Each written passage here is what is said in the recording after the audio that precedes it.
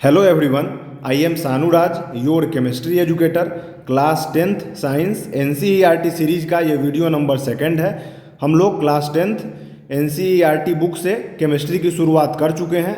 ये चैप्टर 1 का video number 2 है।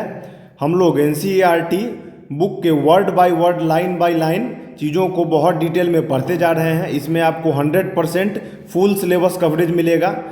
साथ ही साथ NCERT बुक के अंदर खास करके केमिस्ट्री में जितना भी एक्टिविटीज़ दिया हुआ है, हर एक एक्टिविटी का डिटेल एक्सप्लेनेशन, केमिकल रिएक्शन मैं आप लोगों को पढ़ाते जा रहा हूँ। CBSE बोर्ड में उन सारे एक्टिविटीज़ से बहुत डिटेल में क्वेश्चंस पूछे जाते हैं। आपके हर एक कॉम्पिटिटिव एग्जामिनेशंस में NCERT केमिस्ट्री बुक के अंदर जितने एक्टिविटीज़ दिए हुए हैं, उन सारे एक्टिविटीज़ के केमिकल रिएक्शन से क्वेश्चंस आते हैं, जिनको मैं बहुत डिटेल में कवर करके पढ़ा रहा हूँ। NCERT बुक के अंदर जितने भी इंटेक्स्ट क्वेश्चन दिए हुए हैं या एक्सरसाइज के क्वेश्चन हैं, हर एक क्वेश्चंस का detail explanation plus answer writing मैं अपने लेक्चर्स के साथ में ही पढ़ाते जा रहा हूं। इसके साथ साथ मैं पूरे यूट्यूब इंडस्ट्री का सिंगल ऐसा टीचर हूं जो आपका board level plus competition level NCERT book का एक एक कॉर्नर इतने डिटेल में पढ़ा रहा हूँ। बहुत सारे YouTube चैनल पे आप लोगों को फुल चैप्टर देखने को तो मिलेगा, मगर जिस वे में मैं NCERT का एक एक कॉर्नर कवर कर रहा हूँ, इतने डिटेल में कहीं और नहीं मिलेगा।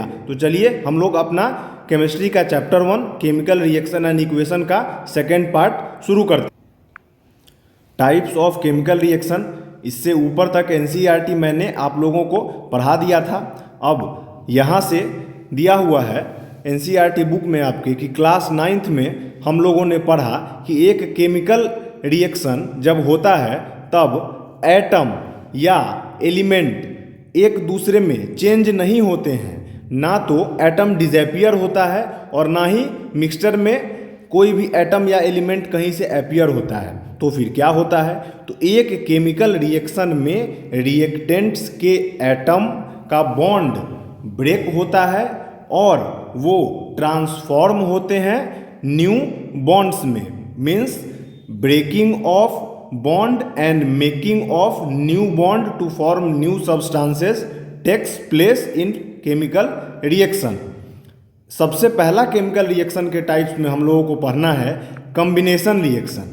अब कॉम्बिनेशन रिएक्शन पढ़ने से पहले सबसे पहले आपके टेक्स्ट बुक में एक एक्टिविटी दिया हुआ है। इस एक्टिविटी में क्या कह रहा है? इस एक्टिविटी में कह रहा है कि सबसे पहले हम लोग small amount of calcium oxide, जिसको कि क्विक लाइम भी कहा जाता है, एक बीकर में लेंगे और स्लोली उसमें वाटर ऐड करेंगे। और वाटर ऐड करने के बाद हम लोग इस बीकर को टच करके देखेंगे कि क्या इस बीकर का टेम्परेचर इंक्रीज हुआ, डिक्रीज हुआ या सेम रहा है, और इस एक्टिविटी को हम लोग फॉलो करेंगे। कैल्शियम ऑक्साइड हम लोगों ने स्मॉल अमाउंट में एक कंटेनर या बीकर के अंदर ले लिया और उसके अंदर स्लोली हम लोगों ने वाटर को ऐड किया। तो सबसे फर्स्ट क्वेश्चन यहाँ पे एराइज यही होता है कि वाटर को स्लोली ऐड क्यों करेंगे? तो इसका रीज़न है, वाटर को हम लोग स्लोली ऐड करेंगे कैल्शियम ऑक्साइड के अंदर क्योंकि ये रिएक्शन एक्सोथर्मिक होता है, बहुत ही ज़्यादा enormous amount of heat liberate होता है। अगर स्लोली नहीं ऐड करके तेज़ी से आप वाटर ऐड कर दीजिएगा तो देयर इज अ पॉसिबिलिटी कि एक्सोथर्मिक रिएक्शन के कारण उस कंटेनर के अंदर से वो सारा लिक्विड स्प्लैश आउट हो जाए और आपके हाथ पर या आँख में पड़ जाए और आपको डैमेज पहुंचा दे। तो सबसे पहला तो यही क्वेश्चन है कि why water is added slowly in calcium oxide, because to prevent from burning and splashing of mixture में take place due to exothermic reaction. ठीक है। इसके बाद जब कैल्शियम ऑक्साइड में वाटर स्लोली डाला गया तब क्या हुआ? उस बीकर को टच करके देखा तो ऑब्जर्वेशन में ऐसा मिला कि उस बीकर का टेम्परेचर, उस कंटेनर का टेम्परेचर इंक्रीज कर गया है। कंटेनर का टेम्परेचर इंक्रीज इसीलिए किया क्योंकि this reaction is highly exothermic, और एक्सोथर्मिक रिएक्शन है, इसी कारण से हीट लिबरेट हुआ है। तो कैल्शियम ऑक्साइड सॉलिड फॉर्म में लिया गया, कैल्शियम ऑक्साइड को क्विक लाइम भी कहते हैं, और वाटर इसमें ऐड किया गया। तो हमारा मेन प्रोडक्ट कैल्शियम हाइड्रोक्साइड मिला। कैल्शियम हाइड्रोक्साइड को स्लेक्ट लाइम भी कहा जाता है और हीट लिबरेट हुआ। ये हीट लिबरेट शो कर रहा है कि this reaction is exothermic reaction. अब इसके बाद इस कैल्शियम हाइड्रोक्साइड को हम लोग जनरल आम भाषा में क्या यूज करते हैं, इसका क्या यूज है, इस पर बेस्ड आपके एनसीईआरटी में फिर से एक लाइन या एक्टिविटी दिया। तो ये तो आप लोगों ने देख लिया कि क्विक लाइम से सिलेक्ट लाइम कैसे बनता है। क्विक लाइम सॉलिड स्टेट में होता है, सिलेक्ट लाइम एक्वस स्टेट में है और हीट लिबरेट हुआ है। और ऐसे ही केमिकल रिएक्शन, जिस केमिकल रिएक्शन में दो या दो से अधिक रिएक्टेंट मिलके एक सिंगल प्रोडक्ट का फॉर्मेशन करते हैं, ऐसे ही केमिकल रिएक्शंस को हम लोग कॉम्बिनेशन रिएक्शन कहते हैं। कॉम्बिनेशन रिएक्शन एक ऐसा केमिकल रिएक्शन है जिसमें दो या दो से अधिक रिएक्टेंट्स आपस में कंबाइन करके एक सिंगल प्रोडक्ट का फॉर्मेशन करते हैं, जैसे कि इस रिएक्शन में हुआ है। अब आपके टेक्स्ट बुक में इसके जस्ट बाद एक डू यू नो दिया हुआ है। ये बहुत इंपॉर्टेंट डू यू नो है, ध्यान से समझिएगा। अब कैल्शियम ऑक्साइड से सिलेक्ट लाइम का फॉर्मेशन हो गया, क्विक लाइम से सिलेक्ट लाइम का फॉर्मेशन हो गया।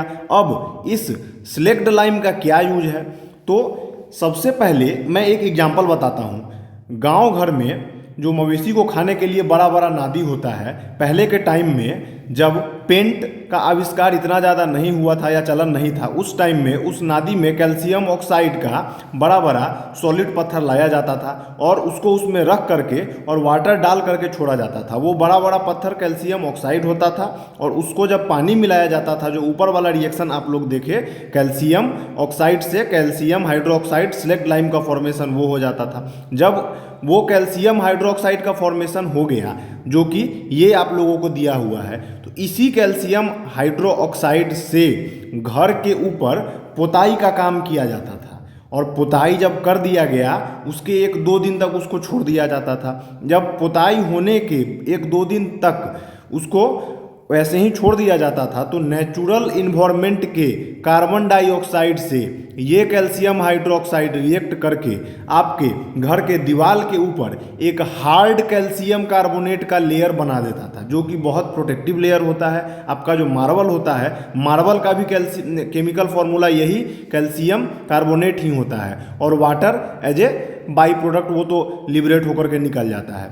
तो यहाँ पे डू यू नो में यही दिया हुआ है कि सिलेक्ट लाइम का सॉल्यूशन को ले लिया गया और इसका यूज किया गया है वाइट वॉशिंग में, और कैल्शियम हाइड्रोक्साइड स्लोली रिएक्ट कर रहा है किसके साथ, एयर में जो कार्बन डाइऑक्साइड अवेलेबल है उसके साथ, और एक थिन लेयर कैल्शियम कार्बोनेट का आपके दीवार पे बन रहा है। कैल्शियम कार्बोनेट का फॉर्मेशन 2 से 3 दिन में हो जाता है। इसके कारण शाइनी लेयर और फिनिश आता है वॉल में, साथ साथ ये प्रोटेक्टिव लेयर का भी काम करता है, और जो हमारा मार्बल होता है उतना ही मजबूत लेयर हमारे दीवार के ऊपर बना देता है और हमारा दीवार के ऊपर एक प्रोटेक्टिव शील्ड का काम करता है। तो ये इसका इम्पोर्टेंस है। अब यहाँ से आपको एग्जामिनेशंस में ऊपर और नीचे दोनों एक्टिविटीज़ मिला करके 100 बार सीबीएसई में कम से कम क्वेश्चंस आया होगा। या तो ये केमिकल रिएक्शन पूछ देगा या इन दोनों एक्टिविटीज़ को मिक्स करके कोई ना कोई क्वेश्चंस हमेशा पूछ।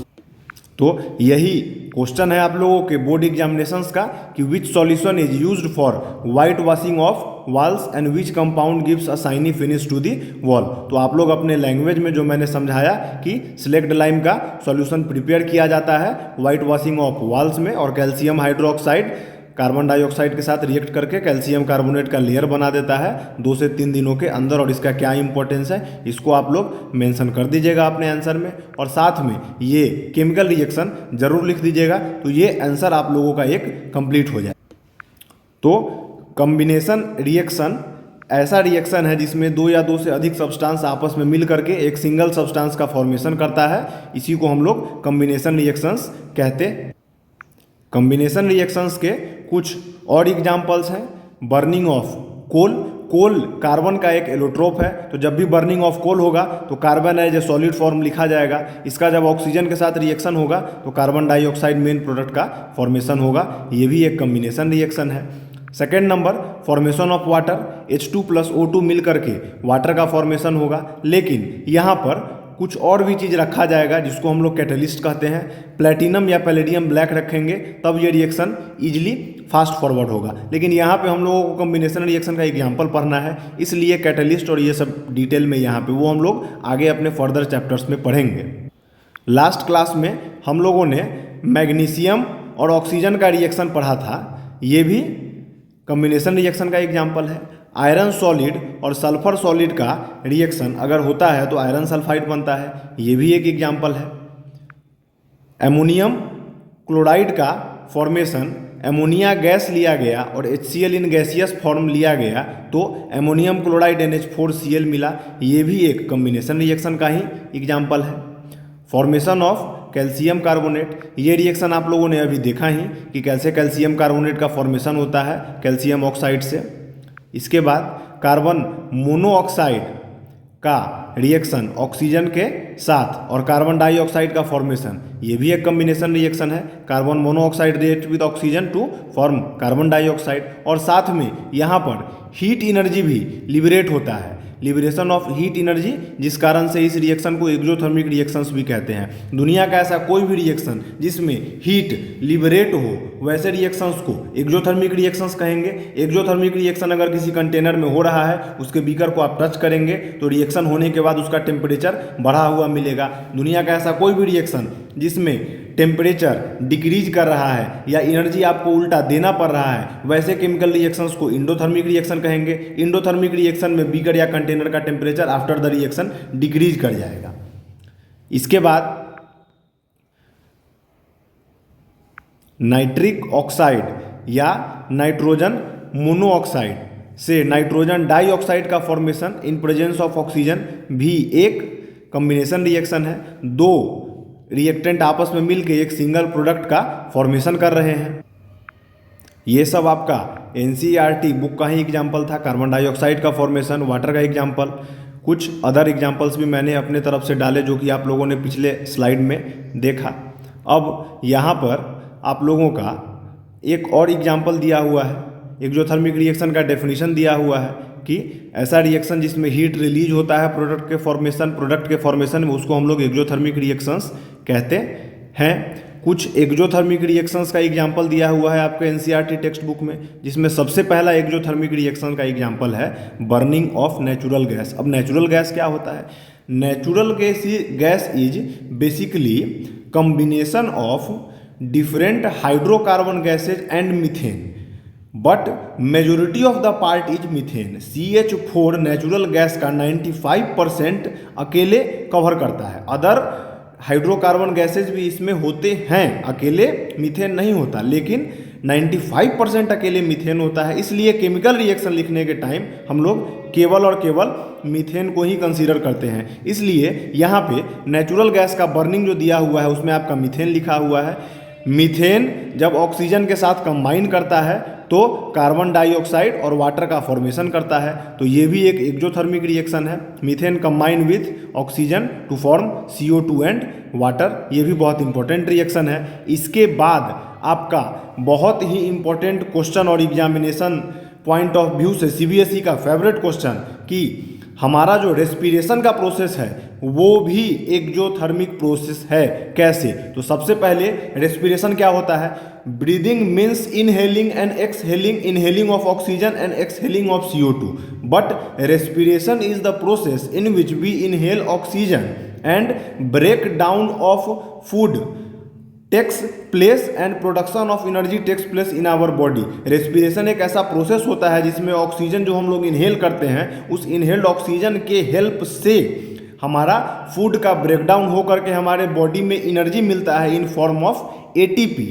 तो respiration is also a exothermic process. होता क्या है, हम लोग खाना खाते हैं, हम लोग फूड खाते हैं, तो फूड का जब ब्रेकडाउन होता है तो उससे कार्बोहाइड्रेट ऑब्टेन होता है, और वो कार्बोहाइड्रेट जब ब्रेकडाउन होता है तो ग्लूकोज का फॉर्मेशन करता है, और यही ग्लूकोज जब ऑक्सीजन के साथ रिएक्ट करता है तब energy in form of ATP हमारे बॉडी को ऑब्टेन होता है, और ये एनर्जी ऑब्टेन हुआ मीन्स हीट एनर्जी लिबरेट हुआ, इसका मतलब है कि ये एक्जोथर्मिक प्रोसेस है। तो सीबीएसई का one of the most favourite question है आपका ये कि explain how respiration is exothermic process.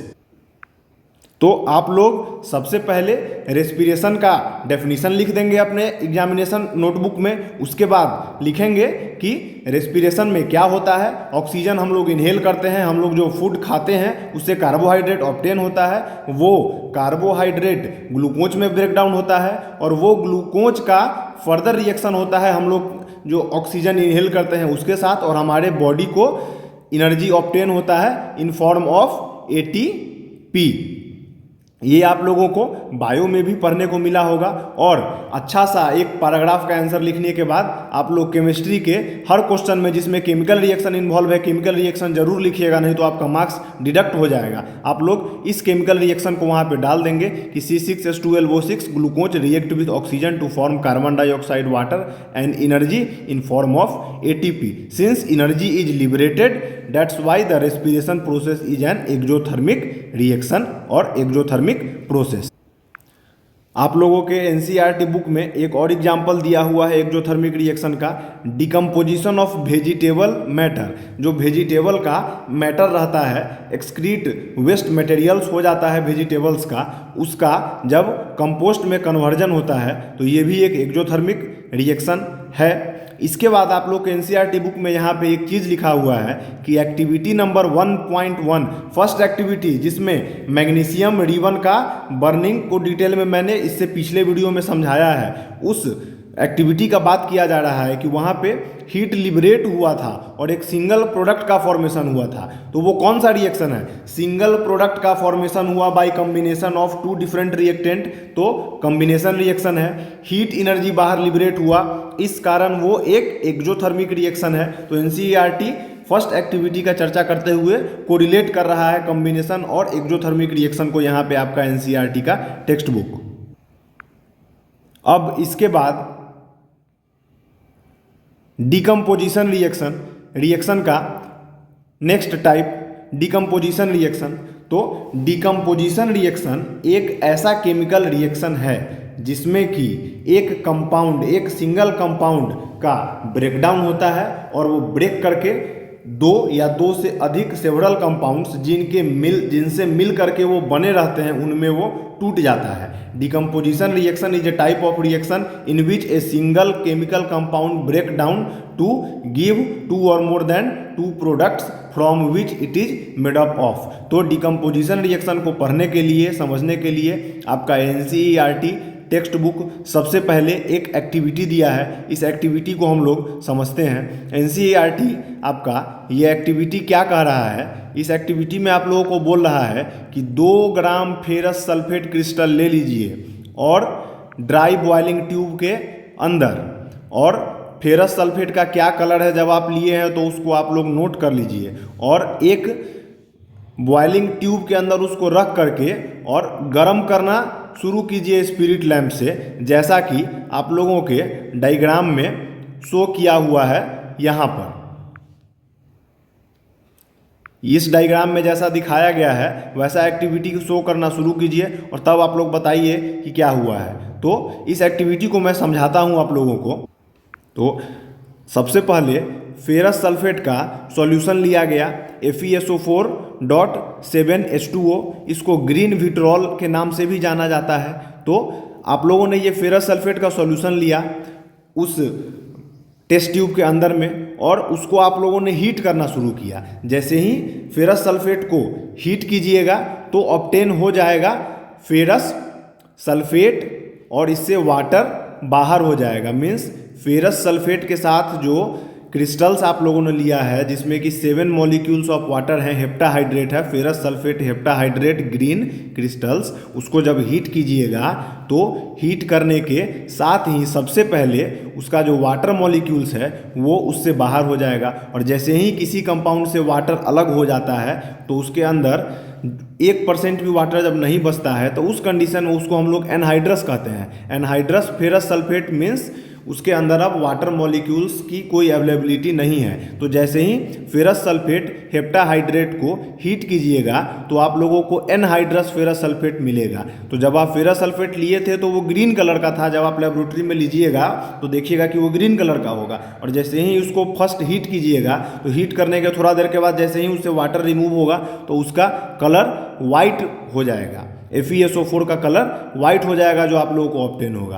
अब इसके बाद ये FeSO4 को फिर से हीट करना शुरू कीजिए जो वाइट कलर ऑब्टेन हुआ है, तब इसके बाद रिएक्शन होगा तो आप लोगों को फेरिक ऑक्साइड मिलेगा। ध्यान दीजिएगा, यहाँ फेरस सल्फेट था, आयरन का दो अलग अलग वैलेंसी होता है, ferrous and ferric, means in iron in +2 state and iron in +3 state. तो यहाँ पे आयरन फेरस सल्फेट था जो कि फेरस सल्फेट हेप्टाहाइड्रेट से फेरस सल्फेट वाइट कलर में ऑब्टेन हुआ था +2, और इस फेरस सल्फेट को जब फर्दर हीट किए हैं तो अब जो ऑब्टेन हुआ है वो हमारा फेरिक ऑक्साइड है, मीन्स यहाँ पे आयरन 3 ऑक्साइड मिला है। तो ये फेरस सल्फेट का कलर वाइट था और अब जो ये फेरिक ऑक्साइड ऑब्टेन हुआ है इसका कलर रेडिश ब्राउन है, और इसके साथ में जो गैस लिबरेट हुआ है वो sulphur dioxide as well as sulphur trioxide. तो ये दो गैसेस का क्या इंपॉर्टेंस है, तो इस रिएक्शन का सबसे पहले तो कंक्लूजन यही है कि reddish brown residue ferric oxide का ऑब्टेन हुआ है, यही इसका मेन प्रोडक्ट है। तो ये जो डिकम्पोजिशन रिएक्शन है वो 2 स्टेप में हुआ जो मैंने आप लोगों को बताया कि सबसे पहले ferrous sulphate heptahydrate green vitriol को हीट किए तो फेरस सल्फेट ऑब्टेन हुआ, वाटर मॉलिक्यूल बाहर हो गया। इन सेकेंड स्टेप वही वाइट कलर का anhydrous ferrous sulphate ferric oxide जो कि रेडिश ब्राउन कलर का है ये ऑब्टेन हुआ, और 2 गैस ऑब्टेन हुआ है, sulphur dioxide as well as sulphur trioxide. Sulphur dioxide एक कलरलेस गैस है जिसका स्मेल जलता हुआ माचिस का तीली जब जलाते हैं तो जैसा स्मेल होता है वैसा स्मेल होता है, और ये एसिडिक गैस है जिस कारण से यह ब्लू लिटमस पेपर को रेड लिटमस में कन्वर्ट कर देता है। कौन? SO2 गैस, और साथ में एसिडिफाइड पोटेशियम डाइक्रोमेट सॉल्यूशन को ऑरेंज कलर से ग्रीन कलर में कन्वर्ट कर देता है। तो अब इसका क्या रीजन है ये मैं बताता हूँ, समझिएगा ध्यान से। एसिडिफाइड पोटेशियम डाइक्रोमेट का फॉर्मूला होता है K2Cr2O7। ये कलर चेंज हो जाता है ऑरेंज टू ग्रीन, कब? जब इसको एक्सपोज किया जाता है SO2 के साथ। ऐसा क्यों होता है? फर्स्ट रीजन रेडॉक्स रिएक्शन के कारण होता है। आपका SO2 रिड्यूसिंग एजेंट की तरह यहाँ पे काम करता है। तो SO2 क्या करता है? तो SO2 रिड्यूस कर देता है ऑरेंज कलर क्रोमियम के 6+ आयन को, क्रोमियम Cr6+ आयन का ऑरेंज कलर को SO2 रिड्यूस कर देता है।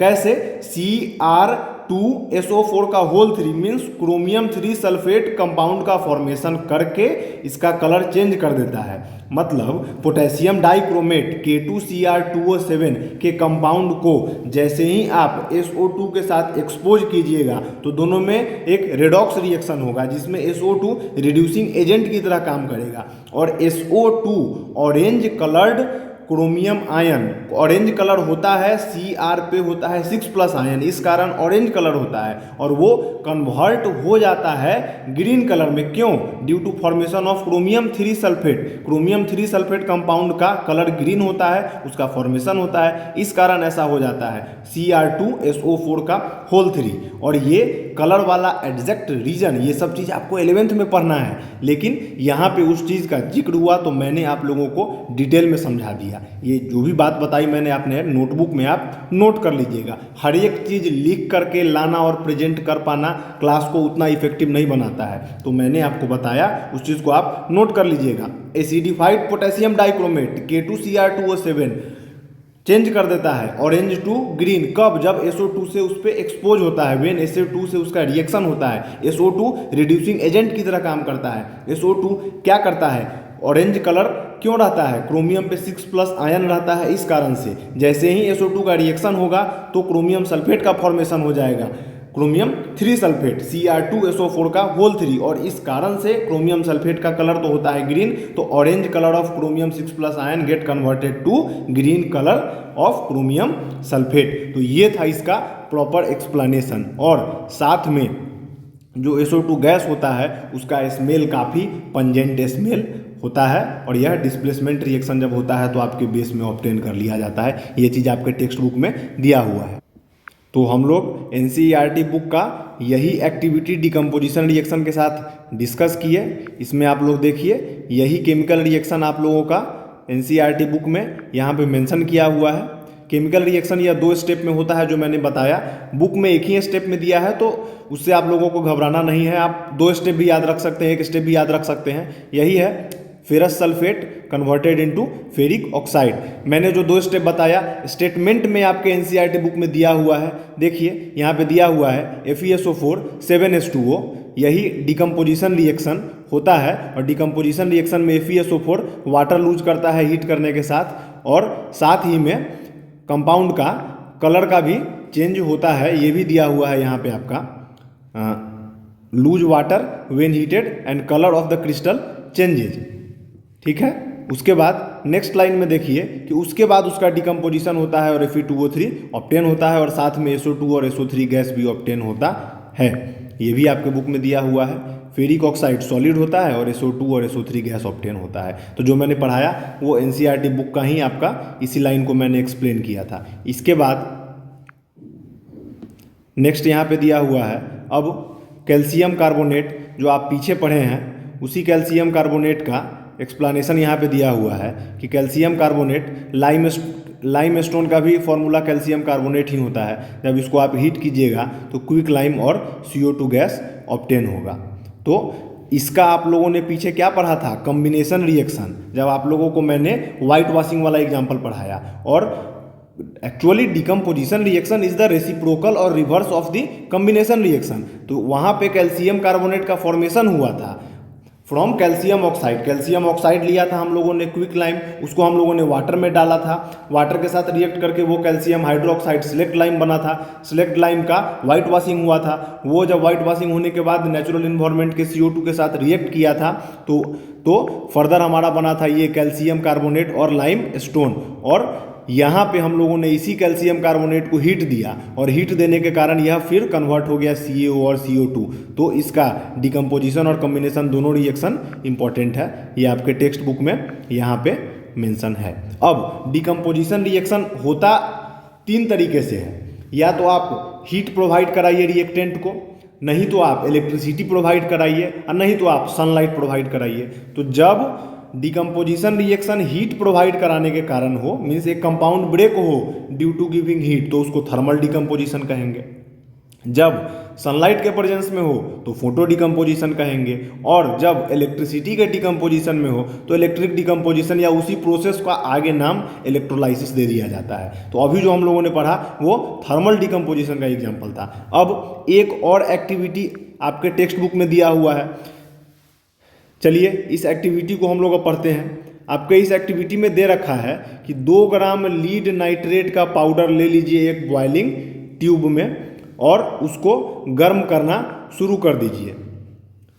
एक चीज़ और मैं बताऊं आप लोगों को, पीछे वाले एक्टिविटी में या इस एक्टिविटी में जब भी ये एक्टिविटी या इस तरह का एक्टिविटी परफॉर्म होगा तो लैब टेक्नीशियन या टीचर के प्रेजेंस में परफॉर्म होगा।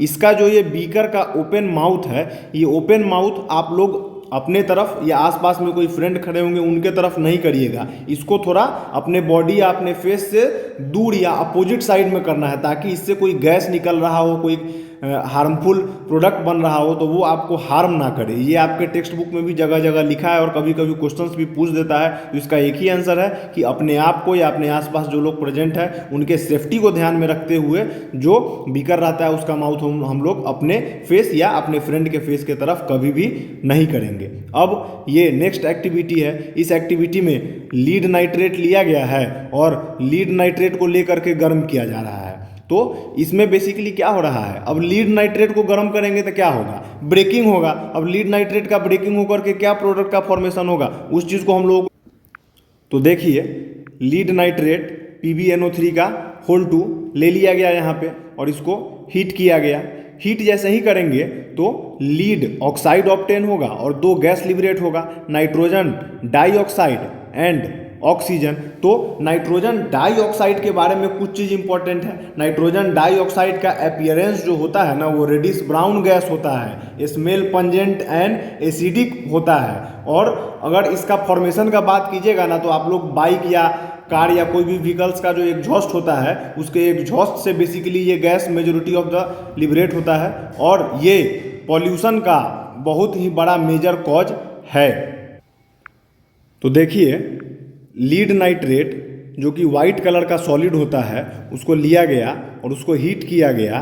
तो सबसे पहले जो मेन प्रोडक्ट में ऑब्टेन हुआ है वो है लीड ऑक्साइड, जिसका कलर येलो हो गया है। मेन प्रोडक्ट का कलर वाइट था लीड नाइट्रेट का, ये हीट करने के बाद ब्रेक डाउन हुआ और टूटा है लीड ऑक्साइड में, जिसका कलर येलो है। और ब्राउन फ्यूम्स के साथ नाइट्रोजन डाइऑक्साइड गैस लिबरेट हुआ और साथ में ऑक्सीजन गैस भी लिबरेट हुआ है।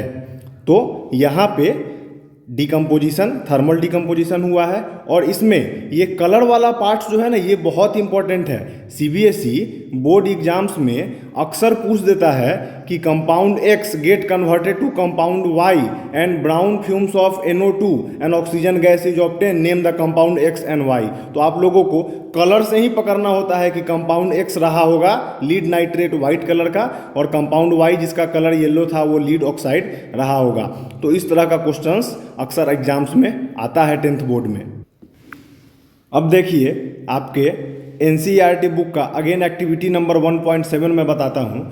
इस एक्टिविटी में इलेक्ट्रोलिटिक डिकम्पोजिशन को एक्सप्लेन करने का कोशिश किया गया है। In presence of electricity water का ब्रेकडाउन कैसे होता है, मीन्स H2O कैसे बनता है, वाटर कैसे बनता है, hydrogen plus oxygen equals to water. तो अब जब वाटर का ब्रेकडाउन कीजिएगा तो फिर से हम लोगों को क्या ऑब्टेन होगा, hydrogen gas and oxygen gas. Hydrogen oxygen मिलके वाटर बना। जब वाटर को ब्रेकडाउन कीजिएगा इलेक्ट्रिसिटी से तो H2NO2 ऑब्टेन होगा, उसी को एक्सप्लेन किया गया है। तो इसमें किया क्या गया है, आप लोग देख रहे हैं कि ये एक डायग्राम बना हुआ है, NCERT के बुक का है आपका। इसमें हुआ ये है कि एक प्लास्टिक का ये मग लिया गया, इसके बॉटम में दो होल कर दिया गया है, जो मैं अंडरलाइन करके दिखा रहा हूँ। इन दोनों होल करने के बाद इन दोनों होल में रबर का कॉक लगा दिया गया है, जो कि ब्राउन कलर से आप लोगों को अपने अपने टेक्स्ट बुक में देखने को मिलेगा।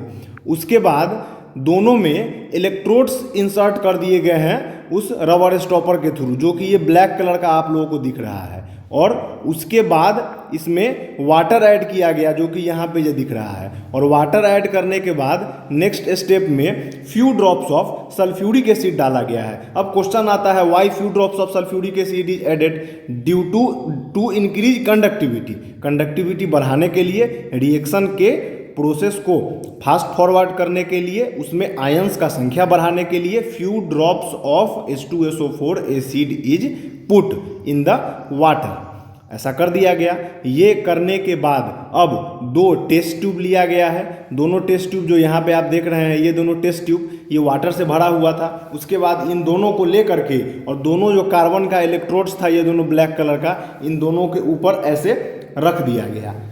और रखने के बाद ये दोनों कार्बन के इलेक्ट्रोड्स को एक बैटरी सप्लाई से कनेक्ट कर दिया गया है और इलेक्ट्रिसिटी को ऑन किया गया। इलेक्ट्रिसिटी को ऑन किया गया तो अब जो ऑब्जर्वेशन होगा उसको नोट किया जाएगा और उसका कंक्लूजन बताया जाएगा। उसी कंक्लूजन के बेसिस पे हम लोग ये डिसाइड करेंगे कि आखिर क्या हुआ है। तो देखिए, एज ए रिजल्ट ऑब्टेन ये हुआ कि अब इसमें जो दोनों टेस्ट ट्यूब इन्वर्ट करके रखा गया था, तो दोनों टेस्ट ट्यूब में देखा गया कि ऊपर में गैस का फॉर्मेशन हो गया है। जो यहाँ पे आप लोगों को इम्प्टी स्पेस दिख रहा होगा, ये दोनों इम्प्टी स्पेस का मतलब है यहाँ पे गैस का फॉर्मेशन हो गया है। और ये जो गैस फॉर्म हुए हैं, इन दोनों का वॉल्यूम दोनों में डिफरेंट रहेगा या देखने को मिला। आप देख रहे हैं कि कैथोड से जो जुड़ा हुआ है ये टेस्ट ट्यूब, इस टेस्ट ट्यूब में ज़्यादा अमाउंट ऑफ गैस भरा हुआ है, इसलिए यहाँ पे मोर स्पेस दिख रहा है। और इस टेस्ट ट्यूब में कम अमाउंट ऑफ गैस जमा हुआ है, इस कारण से यहाँ पे लेस अमाउंट ऑफ गैस दिख रहे हैं। तो ये एग्जैक्ट जब ऑब्जर्व किया गया तो इसके कंपैरिजन में इसमें डबल अमाउंट ऑफ गैस वहाँ पे जमा था। मीन्स कैथोड से जो टेस्ट ट्यूब को इन्वर्ट करके इलेक्ट्रोड में रखा गया था उसमें डबल अमाउंट ऑफ गैस यहाँ पे जमा था, और एनोड से जो जुड़ा था उसमें उससे half amount of gas obtain था। मतलब यहाँ पे अगर आप 1 ml मानिए तो यहाँ पे 2 ml कैथोड के ऊपर डबल गैस जमा हुआ इन कंपैरिजन टू एनोड। इसके बाद थोड़ा थोड़ा जब गैस दोनों में जमा हो गया तो ये बैटरी का सप्लाई का कनेक्शन बंद कर दिया गया। इंतजार नहीं करना है कि ये टेस्ट ट्यूब ब्रस्ट कर जाए, थोड़ा थोड़ा जब गैस का फॉर्मेशन हो केमिकल रिएक्शन में तो बैटरी के चेन का सप्लाई को बंद कर देना है और इन दोनों टेस्ट ट्यूब को यहाँ से निकाल लेना है और निकाल करके बर्निंग कैंडल के पास उसको ले करके जाना है। जब बर्निंग कैंडल के पास कैथोड के पास जो टेस्ट ट्यूब है इसको लेके जाया गया तो उसके अंदर जो गैस यहाँ पे बना था वो पॉपिंग साउंड के साथ जला, और जब एनोड के साथ जो यहाँ पे टेस्ट ट्यूब है इसको जब ले जाया गया तो यह कैंडल के पास तो यह कंबसन को सपोर्ट किया। तो ऐसा टेस्ट ट्यूब के अंदर का गैस जो कंबसन को सपोर्ट करता है वो ऑक्सीजन गैस होता है जिसका अमाउंट अदर गैस से आधा है, और ऐसा गैस जो कि पॉपिंग साउंड को सपोर्ट किया है वो हाइड्रोजन गैस होता है। तो इससे क्या पता चला? इससे ये पता चला कि hydrogen liberate cathode test tube में हुआ और एनोड टेस्ट ट्यूब में ऑक्सीजन का लिबरेशन हुआ है। और इसका वॉल्यूम क्यों डिफरेंट है? वॉल्यूम इसलिए डिफरेंट है क्योंकि वाटर के अंदर हाइड्रोजन और ऑक्सीजन 2:1 के रेशियो में रहते हैं। H2O मीन्स 2 पार्ट हाइड्रोजन का 1 पार्ट ऑक्सीजन का। तो जब यह ब्रेक डाउन हुए हैं तो ठीक उसी तरह कैथोड पे 2 पार्ट वॉल्यूम हाइड्रोजन का जमा हुआ है और एनोड पे 1 पार्ट वॉल्यूम ऑक्सीजन का जमा हुआ है। ये क्वेश्चन भी आपके CBSE बोर्ड एग्जामिनेशंस में कई बार पूछा है, VBI है। तो इसमें आप लोग जब पूछे तो ये बना करके ये सारा चीज़ लिख दीजिएगा और साथ में ये केमिकल रिएक्शन लिख दीजिएगा, वाटर लिख दीजिएगा, एरो बना दीजिएगा और एरो के ये इलेक्ट्रोलिसिस एरो के ऊपर लिखा जाएगा और साथ में H2 गैस और O2 गैस लिबरेट होगा। H2 gas burn with popping sound and oxygen support combustion, ये लिख दीजिएगा तो आप लोगों को फुल मार्क्स मिल जाएगा। अब ये आपका इलेक्ट्रोलिटिक डिकम्पोजिशन का एग्जाम्पल था। कुछ और अगर इलेक्ट्रोलिटिक डिकम्पोजिशन या इलेक्ट्रोलाइसिस का एग्जाम्पल अगर आप लोग देखिएगा तो ये है NaCl में जब ब्रेक डाउन करेंगे तो Na और Cl ऑब्टेन होगा हम लोगों को। अगर Al2O3 को हम लोग इलेक्ट्रिसिटी पास कराएं तो अल्युमिनियम और ऑक्सीजन गैस लिबरेट होगा। ठीक है, इसके बाद अब है फोटो डिकम्पोजिशन। तो फोटो डिकम्पोजिशन में आप लोग के NCERT टेक्स्ट बुक में क्या दिखा है पहले मैं ये दिखाता हूँ। तो देखिए आपके NCERT टेक्स्ट बुक में यही डायग्राम आपको फोटोलाइटिक डिकम्पोजिशन या decomposition reaction in presence of sunlight को दिखाया जा रहा है। इसमें किया क्या है, सिल्वर क्लोराइड को ले लिया गया है चाइना डिश के अंदर में और सनलाइट के इसको एक्सपोज कर दिया गया है। तो एक्सपोज करने के बाद क्या पता चला? तो एक्सपोज करने के बाद पता चला है कि कलर का चेंजिंग हुआ। यहाँ देखिए लिखा हुआ है आपको बुक में, silver chloride turns grey in sunlight. जब सनलाइट में रखा गया है तो AgCl ग्रे कलर में कन्वर्ट हो गया है। यह क्यों हुआ? Due to decomposition of silver chloride into silver and chlorine, क्योंकि सिल्वर क्लोराइड डिकम्पोज कर गया है सिल्वर और क्लोरीन में सनलाइट के प्रेजेंस में। उसी का ये केमिकल रिएक्शन दिया हुआ है कि AgCl सॉलिड फॉर्म में है, जब इसको सनलाइट के प्रेजेंस में डाला गया तब ब्रेक हो गया सिल्वर में जिसका कलर ग्रे होता है और क्लोरीन गैस बन के उड़ गया। इसके बाद एक और एग्जाम्पल डाला हुआ है आप लोगों के NCERT टेक्स्ट बुक में, सेम सिल्वर ब्रोमाइड का। सिल्वर ब्रोमाइड को भी सनलाइट में डालिएगा तो सेम कलर का फॉर्मेशन होगा और साथ में सिल्वर ऑब्टेन होगा। पहले के टाइम में जब कैमरा का, अभी तो डिजिटल कैमरा, मोबाइल में कैमरा इतना ज़्यादा इन्वेंशन हो चुका है, पहले के टाइम में अभी से 10, 15, 20 साल पहले जब एक कैमरा आता था जिस कैमरा में गोल लपेटा हुआ रील लगाया जाता था और ऐसे देख करके जिसका फ़ोटो खींचना था उसको ऐसे हम लोग क्लिक करके फ़ोटो खींचते थे। उस कैमरा में इसी AGBR का यूज होता था। पुराने ज़माने में अगर किसी के घर में वो कैमरा रहा होगा तो रिकॉल कर पाएंगे। उस कैमरा में होता क्या था कि वो जो रील लगा हुआ होता था ना, वो रील के अंदर उसके ऊपर में यही सिल्वर ब्रोमाइड का लेयरिंग चढ़ा हुआ होता था। और ये सिल्वर ब्रोमाइड जो होता है यह बहुत ज़्यादा लाइट सेंसिटिव होता है। तो शटर कैमरा का बंद रहता था, जब फोटो खींचना होता था तो जिसका पिक्चर क्लिक करना है उसके सामने कैमरा को ले गए, फोकस को मिलाए और जैसे ही बटन को क्लिक करते थे तो वो शटर ऑन होता था और सामने वाले के चेहरे से लाइट रिफ्लेक्ट हो करके और वही सिल्वर ब्रोमाइड के रील के ऊपर पड़ता था और ऊपर का ब्रोमाइड जो है वह गैस बन के लाइट पड़ने के कारण उड़ जाता था और सिल्वर के ऊपर उस आदमी का इमेज ग्रे कलर में छप जाता था और ब्लैक एंड वाइट फोटोग्राफी उससे निकाली जाती थी। तो इसी फेनोमेनन, इसी सिल्वर ब्रोमाइड का यूज किया जाता था ब्लैक एंड वाइट फोटोग्राफी में। तो आपके बुक में वही एक लाइन यहाँ पे लिखा हुआ है जो मैं डिटेल में बताया कि एबव रिएक्शन का यूज किया जाता था ब्लैक एंड वाइट फोटोग्राफी में। तो अब एक और इम्पॉर्टेंट लाइन आपके बुक का है कि decomposition reaction require energy either in form of heat, light और इलेक्ट्रिसिटी। मतलब डिकम्पोजिशन रिएक्शन में एनर्जी की ज़रूरत होती है, या तो आप हीट के फॉर्म में एनर्जी दीजिए या लाइट के फॉर्म में या इलेक्ट्रिसिटी के फॉर्म में। क्यों? तो ब्रेकिंग डाउन द रिएक्टेंट को तोड़ने के लिए। तो ऐसा कोई भी रिएक्शन जिसमें एनर्जी एब्जॉर्ब होता है उसको हम लोग इंडोथर्मिक रिएक्शंस के नाम से जानते हैं। ऐसा कोई भी रिएक्शन जिसमें एनर्जी आपको प्रोवाइड करना पड़े, जिसमें हीट एनर्जी एब्जॉर्ब हो या जिस रिएक्शन के बाद टेम्परेचर डिक्रीज कर जाए, वैसे सारे रिएक्शंस इंडोथर्मिक रिएक्शंस होते हैं। ये आपका बुक कह रहा है इस पार्टिकुलर रिएक्शन के बाद। अब इसके बाद आपके टेक्स्ट बुक में एक और एक्टिविटी दिया हुआ है, देखिएगा लिखा हुआ है carry out the following activity. 2 gram barium hydroxide एक टेस्ट ट्यूब में ले लीजिए और 1 ग्राम एमोनियम क्लोराइड ले लीजिए और उसके बाद उन दोनों का रिएक्शन कराइए और उसको बॉटम को टच कीजिए और बताइए कि केमिकल रिएक्शन हुआ है, ये एक्सोथर्मिक है या इंडोथर्मिक है। तो चलिए मैं इसका आप लोगों को एक्सप्लेनेशन बता। देखिए यही आपका एनसीईआरटी का क्वेश्चन था कि बेरियम हाइड्रोक्साइड को लिया गया और NH4Cl को डाला गया तो क्या हुआ। तो आप समझिएगा इसमें हुआ क्या है। ये बेरियम हाइड्रोक्साइड को अगर आप ब्रेक कीजिएगा बीच से तो बेरियम इसका पॉजिटिव पार्ट है, OH इसका निगेटिव पार्ट है। सिमिलर वे में NH4Cl को ब्रेक कीजिएगा तो NH4 पॉजिटिव पार्ट और Cl निगेटिव पार्ट।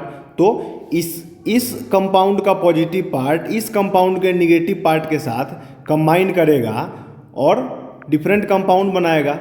मतलब आप देखिए ये बेरियम इसका पॉजिटिव पार्ट है और इसका निगेटिव पार्ट है क्लोरीन, तो इसका बेरियम इसके क्लोरीन के साथ कंपाउंड बनाएगा और फर्दर इसका पॉजिटिव पार्ट NH4 और इसका निगेटिव पार्ट OH इसके साथ कंपाउंड बनाएगा।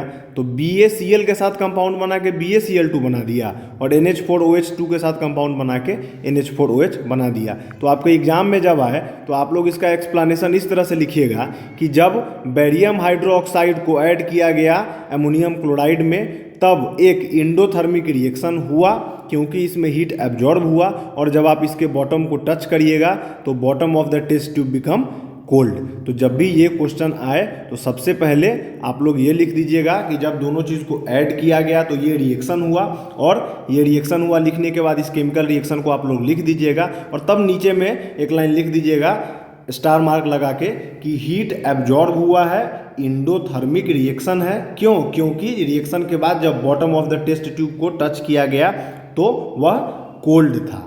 ठीक है, और इसमें समझने वाला एक यही पॉइंट है कि रिएक्शन जब हम लोग लिखते हैं तो एक कंपाउंड का पॉजिटिव और दूसरे कंपाउंड का निगेटिव पार्ट के साथ ही रिएक्शन होता है। मतलब इसका Ba पॉजिटिव पार्ट तो अदर वाले का निगेटिव पार्ट क्लोरीन के साथ जाकर के BaCl2 कंपाउंड बनाएगा और इसका पॉजिटिव NH4 इसके OH के साथ जाकर के NH4OH का एक कंपाउंड बनाएगा। तो ये आपके एनसीईआरटी का उस एक्टिविटी का एक्सप्लेनेशन था।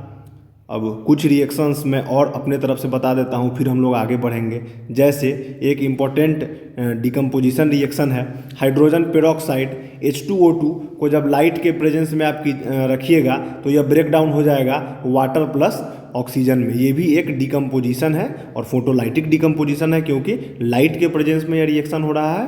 तो एक क्वेश्चन पूछा जाता है कि हाइड्रोजन पेरोक्साइड को एम्बर कलर के बोतल में क्यों रखा जाता है। एम्बर कलर का बोतल का मतलब है कि जब आप लोग होम्योपैथिक दवाई लाने जाते होइएगा तो देखते हैं ना एक अलग कलर का ब्राउन कलर का बोतल में होम्योपैथिक दवाई का कंटेनर होता है, उसी को एम्बर कलर कहा जाता है। तो एम्बर कलर के बोतल में हाइड्रोजन पेरोक्साइड को क्यों रखा जाता है? इसलिए रखा जाता है ताकि लाइट के साथ ये रिएक्शन नहीं हो। लाइट से काफ़ी सेंसिटिव होता है। अगर केमिस्ट्री लैब में डायरेक्ट इसको रख दिया जाएगा तो हाइड्रोजन पेरोक्साइड वह रहेगा ही नहीं, लाइट के साथ रिएक्शन करके ऑक्सीजन गैस उड़ जाएगा और वह नॉर्मल वाटर बन जाएगा। तब जब हम लोग रिएक्शन करने जाएंगे तो हाइड्रोजन पेरोक्साइड का रिएक्शन ही हम लोगों से नहीं हो पाएगा। क्यों? क्योंकि हाइड्रोजन पेरोक्साइड तो कन्वर्ट हो गया रहेगा नॉर्मल वाटर में, H2O में। तो इसी कारण से इसको रखा जाता है।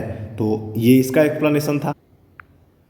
आप लोग ये नोट कर लीजिएगा, ये सिल्वर क्लोराइड NCERT बुक में आपके कलर नहीं लिखा हुआ है, मगर एग्जाम में आपका पूछ देता है कि ये रिएक्शन है, तो ये रिएक्शन तो NCERT में दिया हुआ है। तो AgCl का कलर होता है वाइट। जब सनलाइट के प्रेजेंस में इसको रखा जाता है तो यह सिल्वर ग्रे कलर में कन्वर्ट हो जाता है।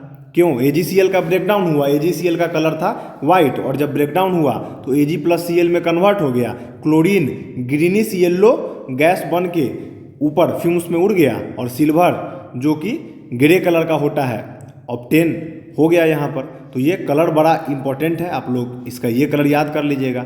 उसके बाद सेकंड ये रिएक्शन आप लोग के NCERT बुक में दिया हुआ था, यही AgBr, Ag+Br2। तो AgBr का कलर होता है येलो सॉलिड फॉर्म में, और जब सनलाइट के प्रेजेंस में ब्रेकडाउन होता है तो सिल्वर में कन्वर्ट होता है जिसका कलर ग्रे होता है, और Br2 में कन्वर्ट होता है जो कि रेडिश ब्राउन कलर का गैस फ्यूम्स बन के बाहर में उड़ जाते हैं। तो ये कलर वाला सारा चीज़ इंपॉर्टेंट होता है, इसको आप लोग नोट कर लीजिएगा। अब देखिए, इसके बाद आपका अब NCERT बुक का 2 क्वेश्चन आया इन टेक्स्ट। सबसे पहला क्वेश्चन है कि ये solution of substance X is used for white washing. आप X का नाम बताइए और उसका फॉर्मूला बताइए। Right the reaction of substance X named, और इसका वाटर के साथ रिएक्शन बताइए। तो आप लोग इसका मैंने अभी जस्ट पढ़ाया, लिख लीजिएगा, मैं बता भी दूंगा। सेकेंड क्वेश्चन है कि why the amount of gas collected. अब देखिए, ये दोनों क्वेश्चन मैंने अभी जस्ट आपको पढ़ाया है। पहला क्वेश्चन वाइट वॉशिंग से है कि ये कंपाउंड को लिया गया है वाइट वॉशिंग के लिए, उसका क्या फॉर्मूला होगा, और वाटर के साथ उसका रिएक्शन होगा तो क्या कंपाउंड बनाएगा। सेकेंड क्वेश्चन है कि वही जो H2O का मैंने इलेक्ट्रोलिसिस पढ़ाया, उसमें हाइड्रोजन का डबल गैस था और ऑक्सीजन का उससे सिंगल गैस था, तो उस गैस का नाम बताइए और ऐसा क्यों हुआ है ये बताइए और इसका एक्सप्लेनेशन दीजिए। ये दोनों क्वेश्चन मैंने आपको जस्ट पढ़ाया। तो देखिए, कैल्शियम ऑक्साइड होगा आपका सब्सटेंस X, जिसका फॉर्मूला CaO होगा, इसको क्विकलाइम भी कहते हैं। और इसका जब आप रिएक्शन कराइएगा वाटर के साथ तो आप लोग को मैंने पढ़ाया ही है कि कैल्शियम हाइड्रोक्साइड सिलेक्ट लाइम का फॉर्मेशन हो जाएगा। यही था आपका इन टेक्स्ट का पहला क्वेश्चन आज का। सेकेंड क्वेश्चन था आपका कि क्यों होता है double amount of gas obtain, क्योंकि H2O में हाइड्रोजन H2 ऑक्सीजन 2:1 के रेशियो में रहता है, तो जब ब्रेकडाउन होगा तो इसी में आपका ऑब्टेन होगा। तो इस क्वेश्चन को अगर शॉर्ट फॉर्म में आए तो छोटा लिख दीजिएगा, और ये क्वेश्चन अगर लॉन्ग फॉर्म में आ जाए तो डायग्राम बना करके और इसका केमिकल रिएक्शन लिख करके और एनोड कैथोड पे किस पे कौन सा गैस हुआ है, इस चीज़ को आप लोग डिटेल में लिख दीजिएगा। जो कि जस्ट पीछे वाटर का इलेक्ट्रोलाइसिस वाला जो एक्टिविटी पढ़ा है उसमें मैंने आप लोगों का इसका आंसर जस्ट बताया है अभी। तो ये 2 आपका NCERT का इंटेक्स्ट क्वेश्चन हो गया। अब देखिए, आपके टेक्स्ट बुक में डिस्प्लेसमेंट रिएक्शन शुरू हुआ है। तो डिस्प्लेसमेंट रिएक्शन शुरू होते ही सबसे पहले एक्टिविटी से समझाने का कोशिश किया गया है। तो डिस्प्लेसमेंट रिएक्शन एक ऐसा रिएक्शन होता है जिसमें कि एक एलिमेंट दूसरे एलिमेंट को उसके कंपाउंड से डिस्प्लेस कर देता है अगर वो एलिमेंट मोर रिएक्टिव है कंपाउंड वाले एलिमेंट के साथ वाले एलिमेंट से। Displacement reaction is a type of reaction in which more active metal displaces less active metal from the compound form and form product. तो NCERT का सबसे पहले ये एक्टिविटी हम लोग समझते हैं। इस एक्टिविटी में किया क्या गया है ये मैं बताता हूँ सबसे पहले आप लोगों को। सबसे पहले 3 आयरन नेल ले लीजिए और उसको सैंड पेपर से रगड़ के क्लीन कर लीजिए। 2 टेस्ट ट्यूब ले लीजिए, एक टेस्ट ट्यूब का नाम A और सेकेंड का नाम B दे दीजिए। दोनों टेस्ट ट्यूब में 10 ml कॉपर सल्फेट सॉल्यूशन आप लोग रख लीजिए। उसके बाद जो 2 आयरन नेल है उसको एक साथ बांध दीजिए और एक जो कॉपर सल्फेट सॉल्यूशन वाला बीकर भी है उसमें उसको डिप कर दीजिए और 20 मिनट तक छोड़ दीजिए। और 3 आयरन नेल लिए थे उसमें का एक आयरन नेल को अलग साइड में रख दीजिए। तो आप लोग उसके बाद क्या कीजिए कि देखिए कि कॉपर सल्फेट का कलर टेस्ट ट्यूब में चेंज हुआ है और आयरन नेल था उसका भी कलर चेंज हुआ है क्या। तो इसमें किया ये जा रहा है कि 2 टेस्ट ट्यूब लिया गया है, जैसा ये टेस्ट ट्यूब है ऐसा 2 टेस्ट ट्यूब लिया गया और दोनों में कॉपर सल्फेट का सॉल्यूशन रखा गया। एक ऐसा वाला टेस्ट ट्यूब को बिना डिस्टर्ब किए हुए अलग रख दिया गया है और इस एक टेस्ट ट्यूब में 2 साफ किया हुआ नेल कांटी को एक साथ धागा से बांध के लटकाया गया है, जैसा कि आप लोग यहाँ देख रहे हैं। और एक और जो नेल था उस नेल को अलग रख दिया गया है। तो 2 टेस्ट ट्यूब और 3 नेल लिया गया। तीनों नेल को साफ करने के बाद 2 नेल को एक कॉपर सल्फेट सॉल्यूशन में डिप किया गया और एक नेल को वैसे ही ओपन में छोड़ दिया गया। और एक ऐसा ही बीकर जिसमें कॉपर सल्फेट सॉल्यूशन था उसको अनडिस्टर्ब छोड़ दिया गया है, या कंपेयर करने के लिए कि इस कॉपर सल्फेट के कलर में और इस अनडिस्टर्ब कॉपर सल्फेट के सॉल्यूशन में क्या अंतर था। तो ये एक्टिविटी परफॉर्म हुआ और 20 मिनट तक ये आयरन का नेल को इस सॉल्यूशन में डिप करके छोड़ा गया। तो अब इससे क्या कंक्लूजन ऑब्टेन हुआ। तो कंक्लूजन ये ऑब्टेन हुआ कि ये वाला जो अनडिस्टर्ब्ड बीकर हम लोगों ने छोड़ा था इसके कंपैरिजन में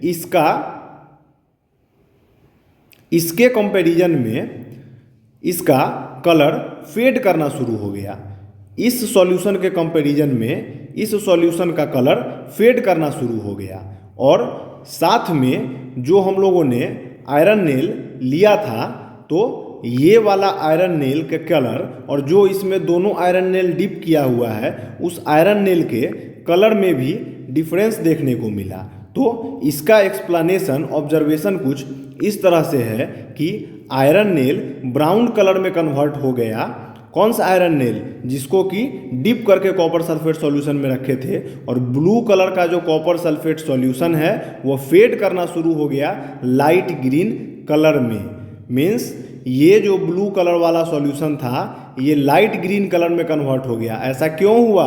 due to formation of iron sulphate. Blue vitriol का कलर तो ब्लू होता है, वह ग्रीन में कन्वर्ट होना शुरू हुआ। इसका मतलब उसमें आयरन का सल्फेट बनना शुरू हो गया है। तो जब आयरन को आप लोगों ने डिप किया कॉपर सल्फेट सॉल्यूशन में तो कॉपर सल्फेट जिसका कलर ब्लू था उसमें ये आयरन इस कॉपर को डिस्प्लेस करके कॉपर सल्फेट बना दिया, जिस कारण से उस सॉल्यूशन का कलर ब्लू सॉल्यूशन से लाइट ग्रीन में कन्वर्ट होना शुरू हो गया। और कॉपर का कलर ब्राउन होता है, इसी कारण से जो आयरन नेल डिप किया हुआ था उसका कलर भी ब्राउन ऑब्टेन होना शुरू हो गया और जो अनडिस्टर्ब था उसका कलर वैसे का वैसे ही रह गया। तो इस चीज़ से आप लोगों को क्या देखने को मिला कि आयरन कॉपर सल्फेट सॉल्यूशन से इस कॉपर को डिस्प्लेस कर दिया और इस सल्फेट के साथ खुल मिल गया और आयरन सल्फेट का सॉल्यूशन बना दिया। इसी को कहते हैं displacement reaction. Displacement reaction is a type of reaction in which more active metal that is iron displace less active metal copper from its compound to form new product, जिसमें colour का changing obtain हुआ है। तो मोर active metal और less active metal का series मैंने एक trick के मदद से ये सीरीज याद भी करवाया था। ये 8-9 से एक रिएक्टिविटी सीरीज आप लोगों को पढ़ना है कि रिएक्टिविटी सीरीज क्या है। तो एक सीरीज ऑफ मेटल है जिसमें कि हम लोग मोर एक्टिव मेटल और लेस एक्टिव मेटल को डिक्रीजिंग ऑर्डर में ऐसे रखते हैं और इसी के बेसिस पर हम लोग डिसाइड करते हैं कि मोर एक्टिव मेटल कौन है और लेस एक्टिव मेटल कौन है।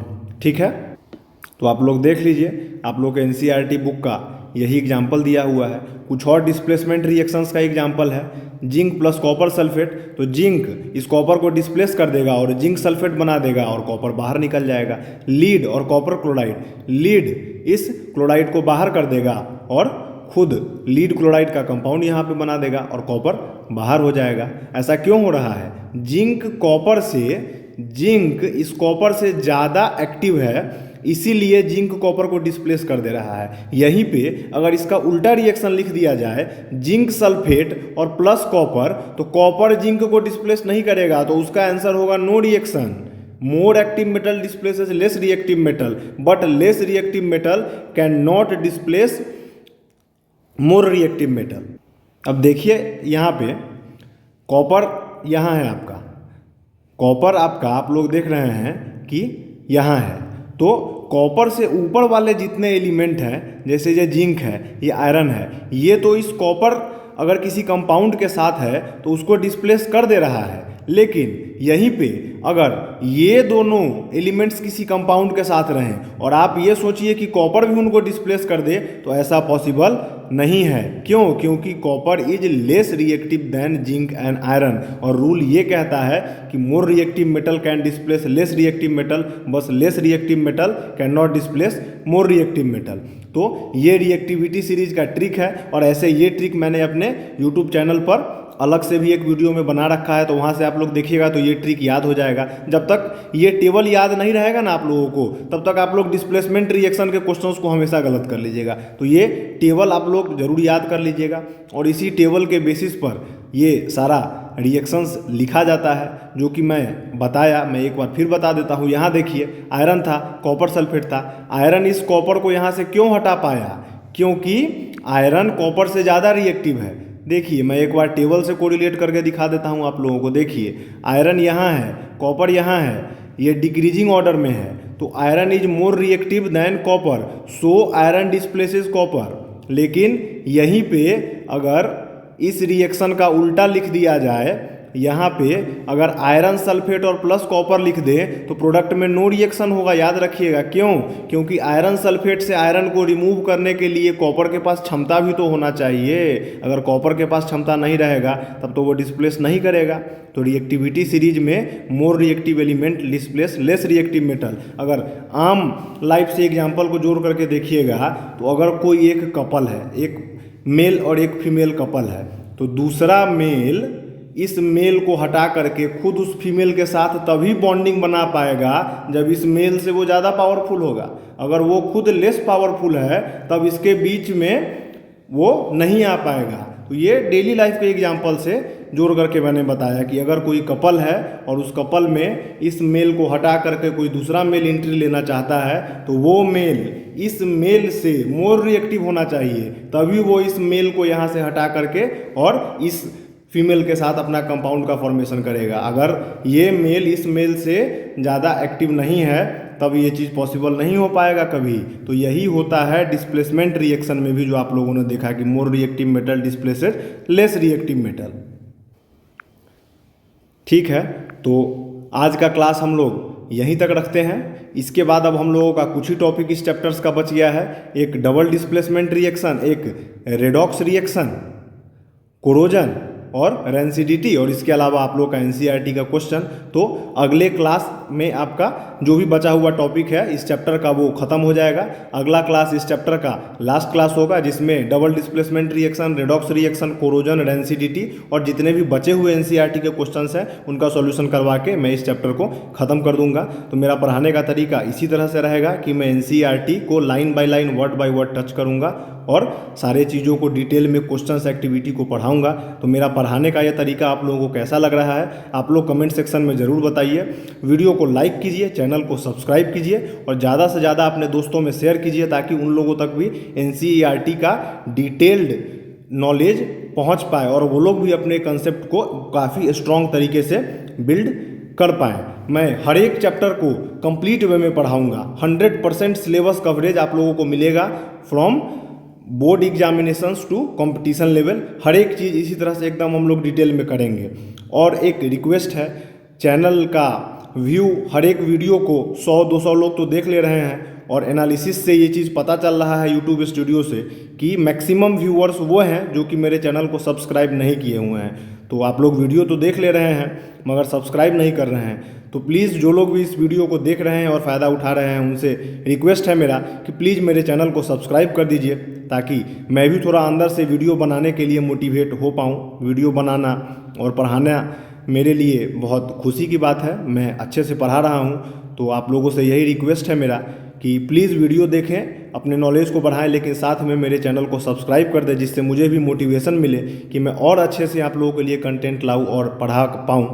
तो प्लीज़ जो लोग भी इस वीडियो को पूरा देख रहे हैं, वीडियो को लाइक कीजिए, चैनल को सब्सक्राइब जरूर कर दीजिए और अपने दोस्तों में शेयर कीजिए ताकि उन लोगों तक पहुंच पाए। और मेरे पढ़ाने का तरीका कैसा लगा ये बताइए, और आप लोग का जो भी सजेशन है प्लीज़ आप लोग कमेंट सेक्शन में ज़रूर बताइए। आप लोगों का मोस्ट वेलकम है।